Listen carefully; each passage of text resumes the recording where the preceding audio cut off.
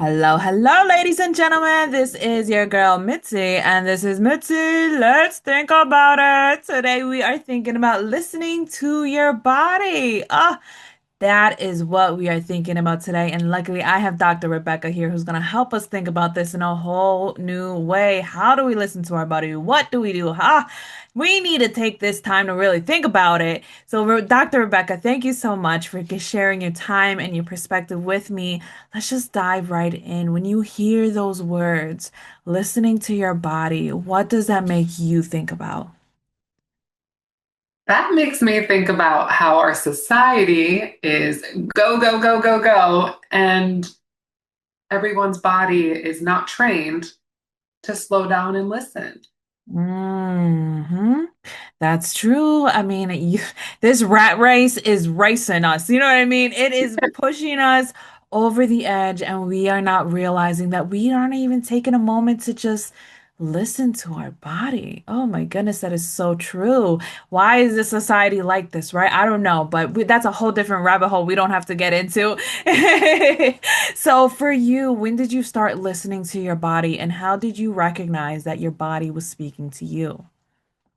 Ooh, when did I start? I would say that I was very disconnected from my body for a very long time.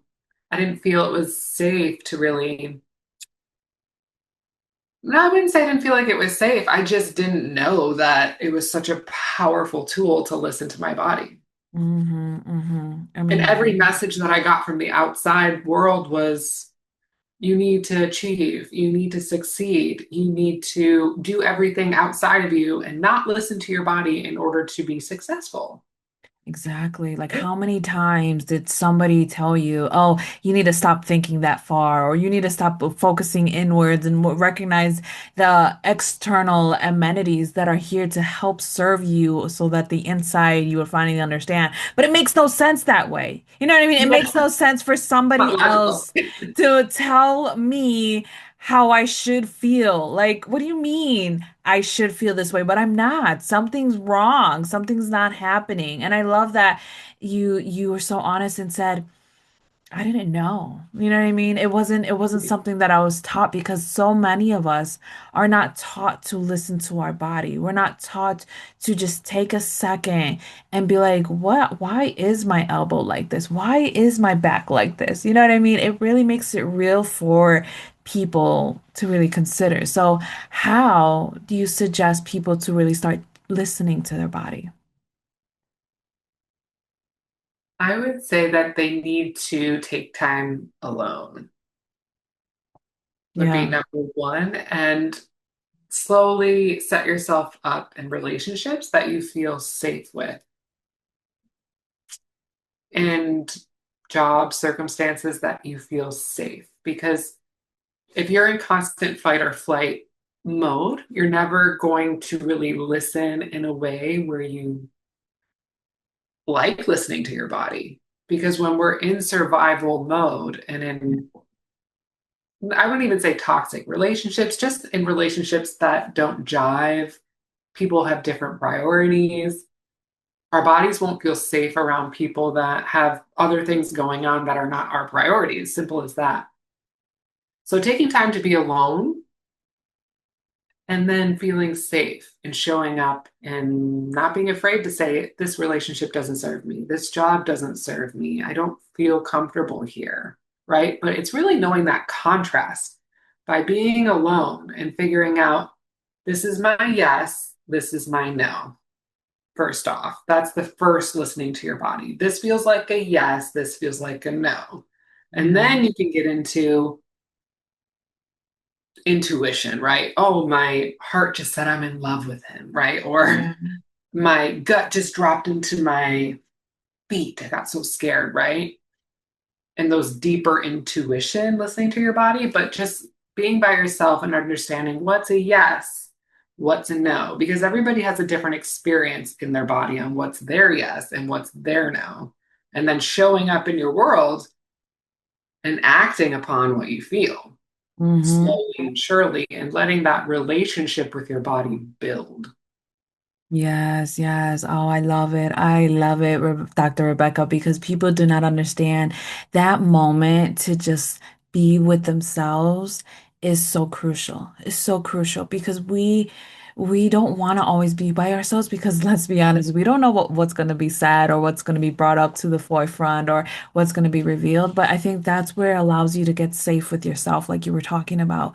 You learn how to respect yourself. You learn how to feel everything that your body needs you to feel. You know what I mean? Your soul, your heart, your mind, whatever that you want to call it, just all that you are. I think just embodying it and listening to it, then you'll realize other things. You realize when food doesn't sit right with you. You know what I mean? Like I've gotten so well where I know where a place is selling old meat. You know what I mean? Like, this meat tastes old. Like, you know what I mean? Like, you get to so in tune where your body's telling you these things where it's like, something there must be like smoke in the air because I could feel it in my lungs. You know what I mean? Things like that Yeah. could be so small in that nature can still Mhm. have big impacts. And I think it's important to have that single season or just that a season of just being alone and truly listening to what you like and what you don't like because then you learn to love yourself and then you learn to love your body and then you really learn to start healing yourself in a whole new way. You know what I mean? So it's just like for you, how did you learn to heal your body? Ooh, how did I learn to heal my body? That's a great question. I The light bulb switched when I learned that my body was always healing itself all the time. Yes. Yes. And then I just got myself out of the way. Mm-hmm. It's the stress in our lives that blocks that healing ability. So if you think about it, when you get a paper cut, Mm-hmm. what is healing that paper cut? Is it the band-aid, the ointment? Right. No, it's nothing Right. outside of you, right? It's your brain is sending a signal to your spleen, to every single organ in order to make a scab and for it to heal itself. But Hmm. if you're stressed out and thinking about, oh my gosh, this isn't going to heal and I'm going to bleed out, you're just slowing down that response, right? And Yeah, you're making decisions that aren't good. exactly. And then you're being more impulsive or the intrusive thought starts coming in and then you start believing those thoughts and it's like you're not even allowing it to even try. You know what I mean? You're not even allowing it to even see what is going to come from this, you know? And it's like I read a quote once on one time um where it's like when somebody hurts us, it's kind of like a snake. It hurts it can put their poison in us, but instead of trying to remove the poison out of our body, we are finding that snake and asking why did you do this to me? Why did you put this poison in me? You know what I mean? And I've it's heard like that. Yeah. you had that or you heard that one? Yeah. And it's like, come Yeah. on, we have to really think about it in that essence because we are looking for these outsourced things that are externally outside of us, not realizing like we still have the power to just sit with us and think about it and reflect on it and allow it to marinate into something beautiful. You know what I mean? You could become a superhero out of it. You know what I mean? Or a villain, you know, whatever side that you're on. I'm not here to judge, you know, but I mean, but it just gives you the time to listen to your body and truly hear what it's trying to tell you. Because sometimes our body's like, I need rest. I need to just not do anything. I just need to not have no screen in front of me. My eyes hurt, my head hurts, oh, my body hurts. I just need a nap. You know what I mean? Like we need to know when to give into our body. But I have Mhm. to ask you, when, how do you separate yourself from complacency, from just diving into every emotion or feeling that you're feeling without even considering discipline? Ooh, I love that question. It's so the only reason why someone would get really, really, really bogged down is if there's an accumulation of stressors and you can't see the contrast really between like where is stress and where is healing mode. Right? It's more of like you can't see your way out and getting lost in the sauce, really. So the body has this balance of rest, digest, heal, stress response. And I have to tell you that it's not bad to have a stress response. It's not bad to um, have a bunch of dread or fear or anxiety. It's only bad when the proportion of Hmm. stress to healing, feel good energy. So that's the dichotomy in the body is that both live in your body at all time. What are you paying attention to, right? And are you able to have space for both? I mean, that's the real question. Is like, where is our focus? It's like one of those seesaws. Is that what it is, right? Those things that teeter-totter, and it's like we're gonna have those extremes, but we can also have balance. And it's just like Mhm. when we have those extreme moments, are you staying up there? Are you know what I mean? Are you staying in that extremity for a very long time? Are you allowing that fear to last longer than whatever amount of minutes or whatever that it needs to just be there to give you that warning? You know what I mean? Because our body gives us that warning of like, hey, danger, danger. Oh, hey, we like this. It's cool. Oh, it tickles. You know what I mean? We have those sensors, but it's like staying in those extremities doesn't allow us to actually move forward from it, learn from it. You know what I mean? Develop a characteristic from it, to develop an understanding, develop a warning sign. You know what I mean? We don't have a chart that tells us, oh, good, bad. You know what I mean? We don't have that little butler that's marking it off for us in our minds. I wish we did, because man, life would be a lot easier. You know what I mean? If that Yeah. was the case, but it's not. So I think have knowing that is truly empowering. Go ahead. Every emotion would probably last a max of a minute or a minute and 30 seconds flat every time that you're experiencing it. And if it's triggered again, it's something that you're doing and you need to look at, Yeah, yeah, right? And it's a exactly. pattern you're meant to break. You're meant to go deep into the emotion and get lost in the sauce of emotion, and you're meant to feel, right? Yeah, But you're exactly. supposed to come back out. It's kind of like a fish or like a dolphin going into the water, then it comes back up again, goes back to the water, comes back up again.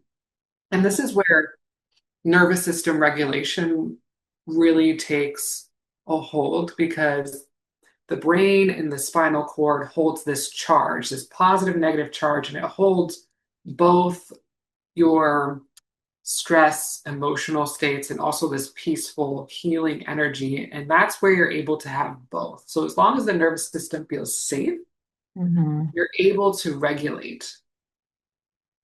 Yeah, And this is yeah. where having someone help you regulate your nervous system with you is very powerful. But it really does start with your decision to change. And you have to Yeah. be alone in that decision and then have someone help you with that and allow that to amplify.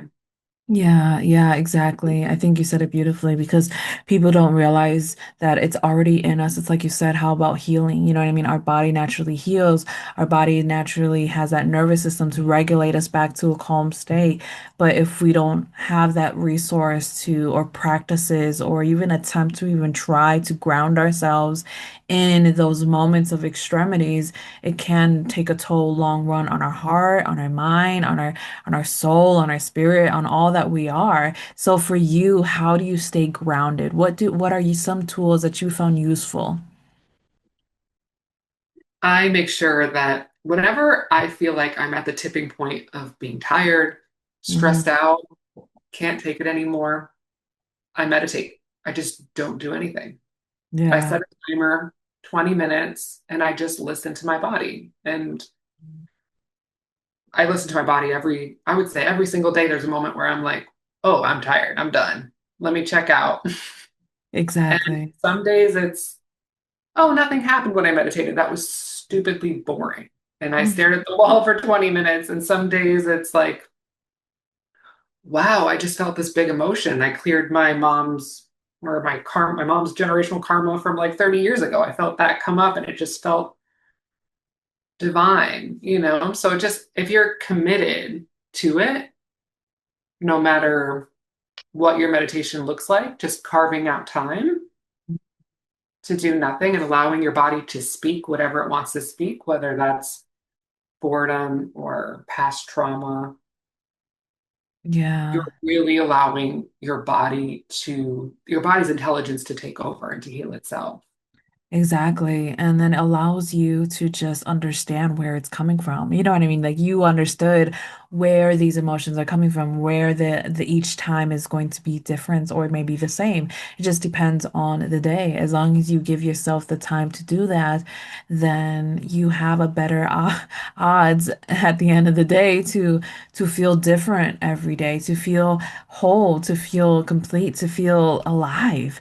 Oh my goodness, to feel alive because you can be existing but not actually living and not actually giving yourself the benefit of the doubt, that grace to continue on and continue forward. Oh, goodness gracious.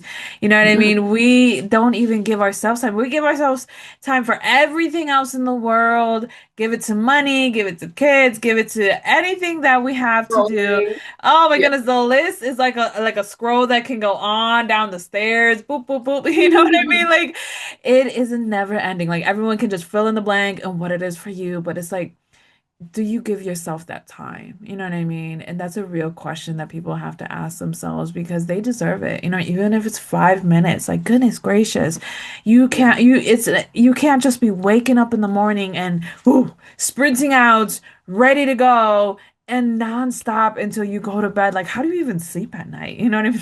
I think of that commercial. Probably don't. Right? They Yeah. don't. They really don't.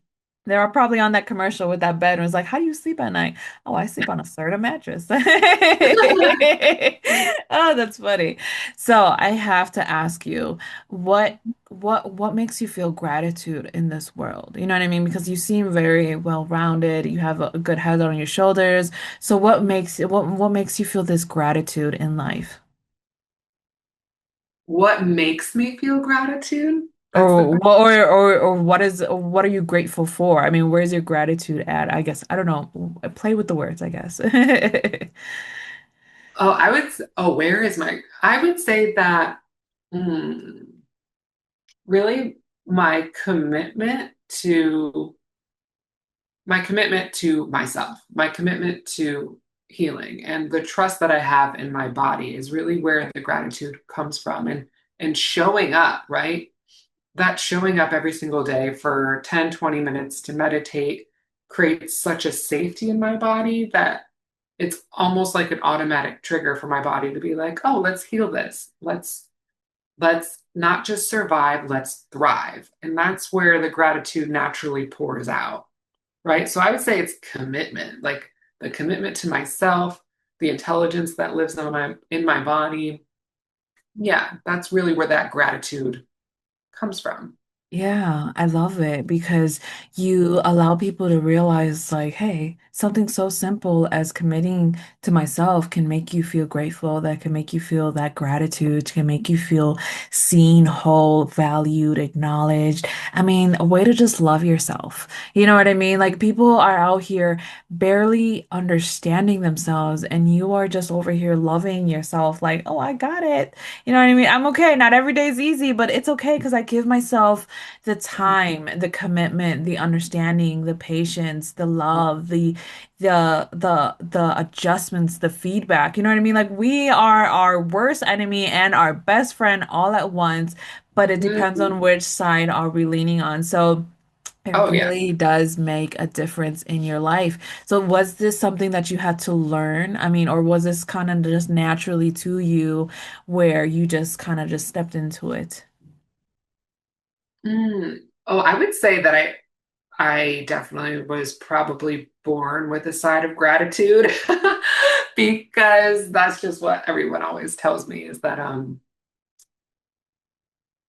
like I would just be always extremely grateful for everything. But I would say that I definitely do like internally have more of like, oh, I beat myself up a lot. I mean, with all the things that I'm always doing, I'm always striving to do my best, right? So I don't always show people or express like some of the turmoil that goes on inside, but I'm always really transmuting that and working through that and showing up better, I would say. So Mm. I would say that I was born pretty balanced, but I do work on.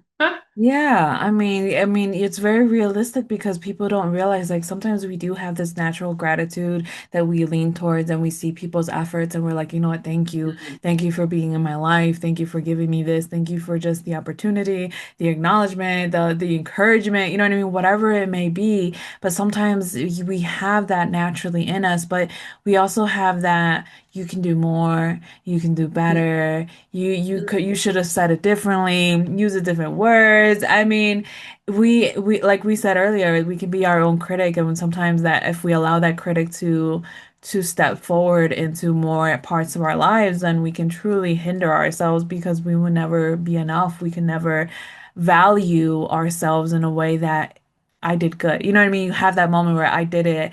I have this moment of achievement or this victory that I finally strive for, that goal I finally reached. Yay, me! You know what I mean? We have to also have those moments. So at least you have that with your gratitude because it makes you really um valuable in life. You know what I mean? People like you are valuable in life because it reminds other people that they're not cold-hearted, they don't care. You know what I mean? We could go down that alley, but we won't.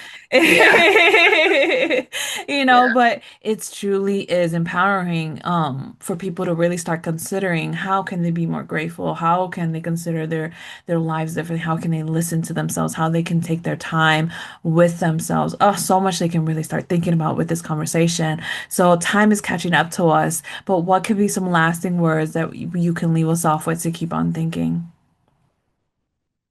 Some lasting words is trust.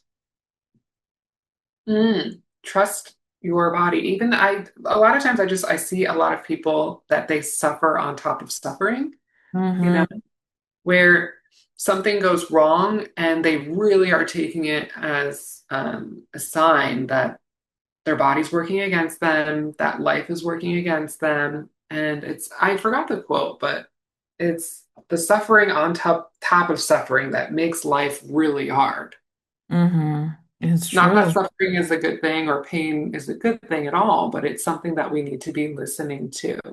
And if you're having a lot of trouble with that, um, the technique that I use is spinal flow, looking for a spinal flow practitioner in your area, which helps regulate the nervous system so that you can feel safe to heal in a safe container Yeah. and have someone guide you Yeah. along that. I love that. Thank you. Because I think when you trust your body, then you'll be able to recognize, like we were talking about earlier, if this is a sign to readjust yourself, is this a sign to stop smoking, or, you know what I mean, stop eating these certain foods or stop drinking, you know, whatever it may be. But to linger in this, oh, woe's me, pity me, the world is against me, I'm a victim, because whatever may have happened, I think that doesn't serve you in the long run. You know what I mean? Those insecurities, those fears that you feel, you have to confront them in a different outlook, in a different way, in a different angle. Because if you shift your perspective, you'll realize it's the situation may be different, but if you don't Mhm. allow yourself to see the situation as something else, then you're only hindering your growth, your evolvement, your maturity, because time will not heal all wounds unless you allow your perspective to shift along with the time. You know what I mean? That's the reason why somebody can be 80 years old and still act like he's 25. You know what I mean? That's the reason why Yeah.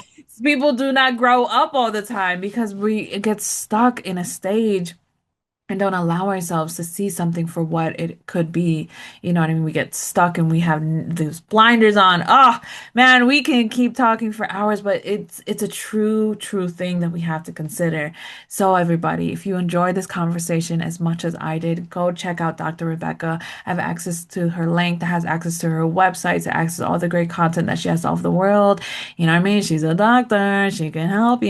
You know what I mean? She hit her up if you have some questions just so that you don't feel alone. You don't have to feel alone in this world. There's so many other people out in this world, like myself, like Dr. Rebecca, that want to help you know that you're not alone in this, that you're seen in this, and everyone is going through this. If somebody's telling you that they're not, then they're lying because we all are. So, with that being said, always keep thinking. Bye.